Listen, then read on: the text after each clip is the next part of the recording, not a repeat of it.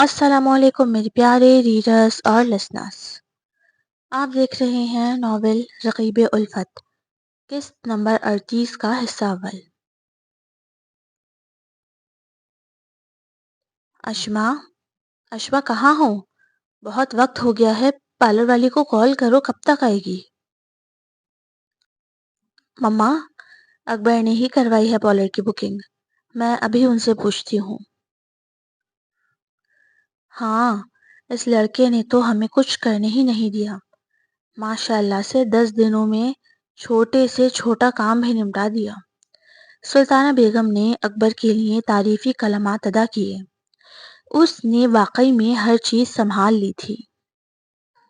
ایشال، اشما، گل رانا، رومانہ اور سلطانہ بیگم نے رات ہی مہندی لگوائی تھی۔ اشما کے گورے گلابی ہاتھوں پر مہندی کا رنگ بہت خوب آیا تھا۔ یہاں گھر پر ہی تیار کرنے کے لیے اکبر نے ایک بڑے پارلر سے ٹیم بھجوائی تھی۔ ابھی تک تو اشما کو یہ پتہ تک نہ تھا کہ اس تقریب میں وہ بھی ایک دلہن ہوگی، نہ کہ دلہن کی بہن۔ ارحم نے گل رانا کو اشما کے گھر کے باہر اتارا تھا۔ ارحم، یہاں کیوں لائے ہیں آپ؟ اس پارلر چلے نا جہاں میری بکنگ کروائی ہے آپ نے۔ گل رانا، میں نے کوئی بکنگ نہیں کروائی، اکبر بھائی نے ہی کروائی تھی، اور وہ ٹیم یہاں آئے گی تمہیں، بھابھی اور ایشال کو تیار کرنے۔ اس کے ہاتھ میں اس کا سامان تھا۔ اچھا، اور رومانہ کو کون تیار کرے گا؟ آپ اسے بھی مجھے ہی دے کر چلے جائیں۔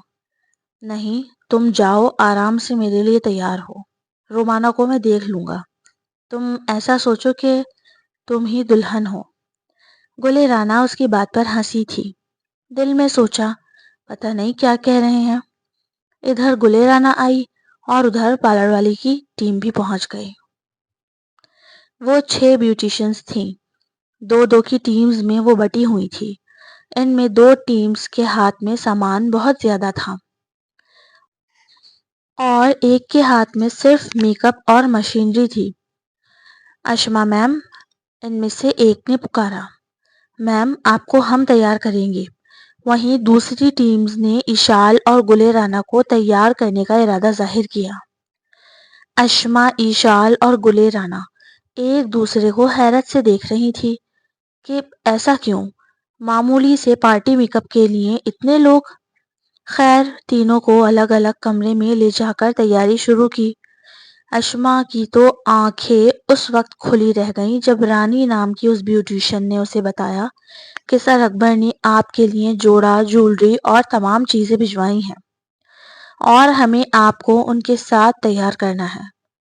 وہ جوڑا تو دلہنوں والا تھا، بالکل ایشال کے جوڑے جیسا، کامدار اور بھاری، لیکن اس نے اکبر کی خواہش سمجھ کر اسے پہن لیا۔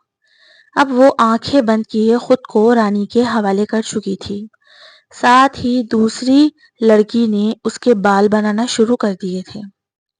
کچھ ہی دیر میں جب رانی نے اسے آنکھیں کھول کر خود کو دیکھنے کو کہا تو اسے یقین نہ آیا کہ وہ اپنا عکس ہی اس آئینے میں دیکھ رہی ہے۔ یہ کیا کر دیا اتنا ہارڈ میک اپ؟ میں کوئی دلہن لگ رہی ہوں؟ دلہن میں نہیں، میری بہن ایشال تھی۔ وہ بوکھلا کر دونوں پر چیخنے لگی۔ جب ہی اس کا فون بجا۔ اکبر، دیکھیں آپ کی بھیجی ہوئی بیوٹیشنز نے کیا کارنامہ انجام دیا ہے، مجھے ہی دلہن بنا دیا ان لوگوں نے۔ وہ اکبر سے بات کر رہی تھی جبکہ دونوں کھڑی منہ پر ہاتھ رکھے اپنی مسکراہٹ چھپا رہی تھی۔ میں نے بنوایا ہے تمہیں دلہن، ان لوگوں نے میرے کہنے پر ہی تمہیں دلہن بنایا ہے۔ اشما، آج میں تمہیں سب کے سامنے اپنی بیوی کی، اپنی خانم کی حیثیت سے رخصت کروا کر اپنے گھر لے آؤں گا۔ اشما اس کی بات سن کر دم بخود رہ گئی، اس کی آنکھوں میں آنسو بھرنے لگے۔ اشما، رونا نہیں، مجھے اپنی دلہن بالکل ہنسی مسکراتی اور صحیح سالم میک اپ کے ساتھ چاہیے۔ اس کی بات پر اشما کی ہنسی نکلی۔ کافی دیر ہو گئی تھی اسے، اب کمرے سے باہر نکلنا ہی تھا، لیکن شرم کی وجہ سے اس سے باہر جایا نہیں جا رہا تھا۔ مما، بابا دیکھیں گے تو کیا کہیں گے؟ یہ سوچتی ہوئی آخرکار کمرے سے باہر نکلی۔ سلطانہ بیگم ملازمین کو گاڑیوں میں سامان رکھنے کی ہدایت دے رہی تھی۔ ٹی پنک کلر کی گریسفل سی ساڑی میں صرف لپسٹک لگائے وہ مکمل تیار لگ رہی تھی۔ وہ آج بھی بغیر کسی تیاری کے بہت خوبصورت اور جاذب نظر لگتی تھی۔ ماما، اشما نے انہیں پیچھے سے مخاطب کیا تو انہوں نے پلٹ کر اس کی طرف دیکھا۔ وہ کچھ کہہ رہی تھی لیکن الفاظ منہ سے نکلنے سے انکاری تھے۔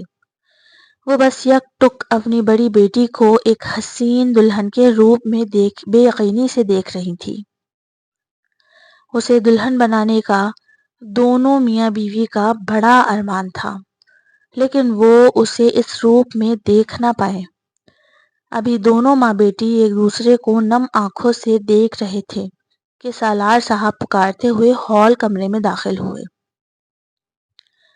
سلطانہ، پوچھو بچیوں سے کتنا ٹائم لگے گا؟ وہ اشما کو دلہن بنا دیکھ مبہوت ہو گئے تھے۔ ان کی نظروں میں محبت، حیرانی، بے یقینی تھی، جبکہ سلطانہ بیگم کے ٹپ ٹپ آنسو بہہ رہے تھے۔ سالار صاحب نے آگے بڑھ کر اس کے ماتھے پر بوسہ کیا اور بولے، بیٹا یہ کپڑے تیاری سب بابا یہ اکبر نے بھجوایا ہے، سرپرائز تھا۔ وہ چاہتے ہیں کہ آج رخصتی ہو جائے سب کے سامنے۔ سلطانہ دیکھو، آج میں اپنی دونوں شہزادیوں کو رخصت کرنے والا ہوں۔ دیکھو آج میں خالی ہاتھ رہ جاؤں گا، میری بچیاں، میرے گھر کی رونق آج مجھ سے دور ہو جائیں گی۔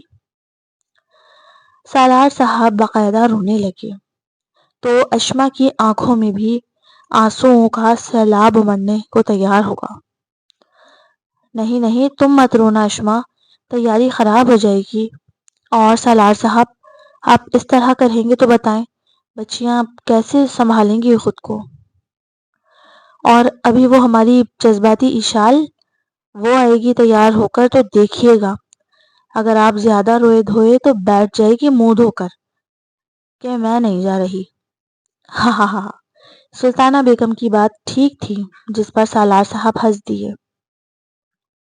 پھر گلے رانا اور ایشال ساتھ ساتھ ہی ہال کمرے تک آئے، لیکن گلے رانا کو بھی دلہن بنا ہوا دیکھ کر ایشال حیران ہوئی۔